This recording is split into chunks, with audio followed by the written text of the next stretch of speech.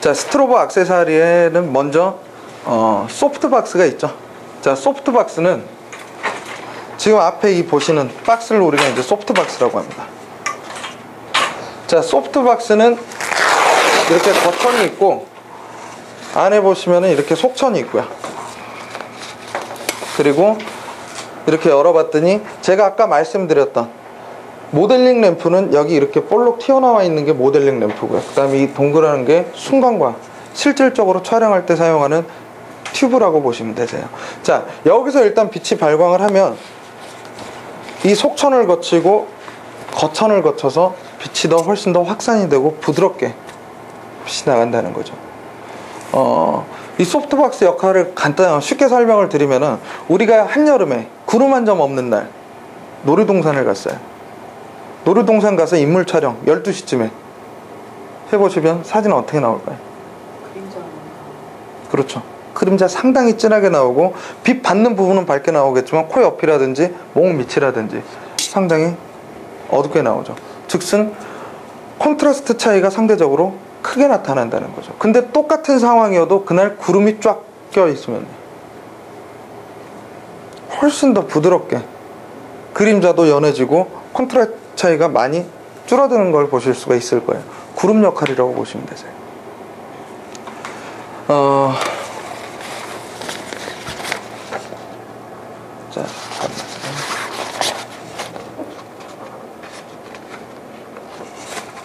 자, 잠시만요.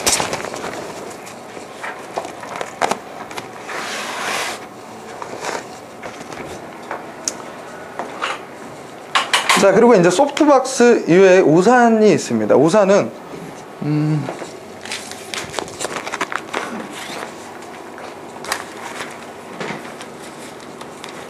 우리가 비 올 때 사용하는 우산과 똑같이 생겼습니다. 단지 손잡이 부분만 틀리다고 보시면 되고요. 자, 이 우산의 역할은 소프트박스와 마찬가지로 빛을 조금 더 부드럽게 해주는 역할이 있다고 보시면 되세요. 자, 이 우산 같은 경우는 조명 앞에 이렇게 끼우셔서 사진 촬영을 하시면 되고요. 빛이 다이렉트로 가는 게 아니라 이 우산에 한번 반사가 된 빛을 이용하는 거라고 보시면 되세요. 자, 다이렉트로 가는 빛은 아까 말씀드렸듯이 콘트라스트가 세지만 그 다이렉트로 가는 빛보다 우산에 한번 반사가 된 빛을 사용하게 되면 조금 더 빛이 부드러워지고 확산이 된다고 보시면 되고요. 자, 우리가 예를 들어서 설명을 해드리면 TV에서 기자들 사진 찍는 거 보셨죠? 카메라 위에 소형 스트로보 달고 사진 촬영들 하죠. 근데 그 사람들 보게 되면, 기자들 보게 되면 스트로보가 직각으로 돼 있지가 않고 항상 하늘을 향해 있어요. 그 이유는 직광으로 피사체에 쏘게 되면은 콘트라스트 차이가 상당히 세질 거고요.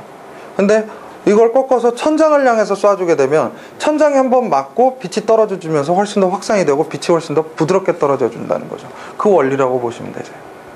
자, 근데 우산은 지금 보신 것처럼 화이트가 있고요.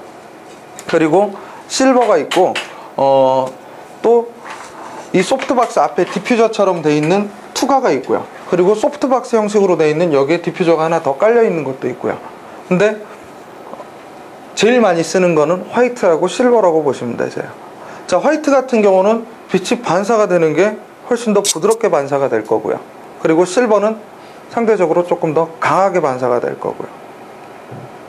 자, 혹시나 높아심에 말씀을 드리는 건데, 우산을 사용을 하실 경우에는 피사체가 반사되는 빛을 이용을 하기 때문에 조명 뒤쪽에 있어야 됩니다. 저쪽에 피사체 세워놓으면 안 된다는 거예요. 그거는 주의를 해주시면 되고요.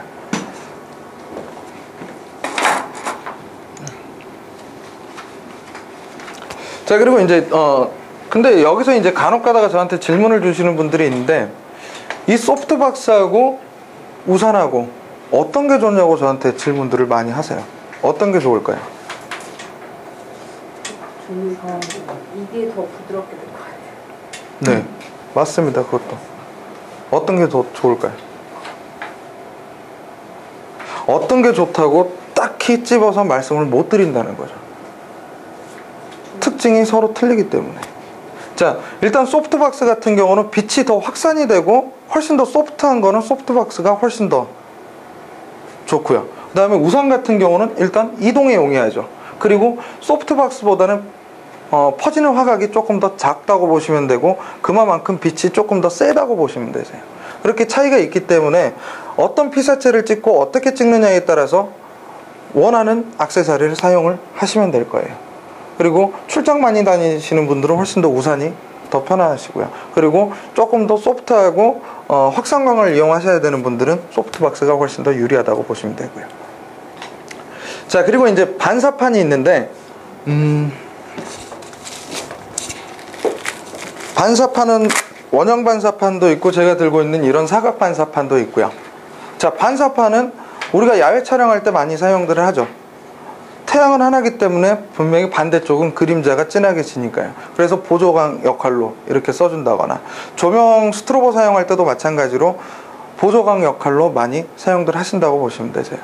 자, 그러면 제가 마찬가지로 우산하고 마찬가지로 화이트 같은 경우는 빛이 부드럽게 반사가 될 거고, 실버 같은 경우는 빛이 강하게 반사가 되겠죠. 그럼 여기서 문제 하나 드릴게요.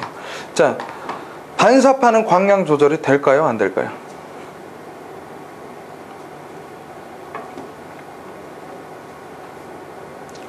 50%인데 찍으셔도 되죠. 네, 어떻게 될까요? 각도를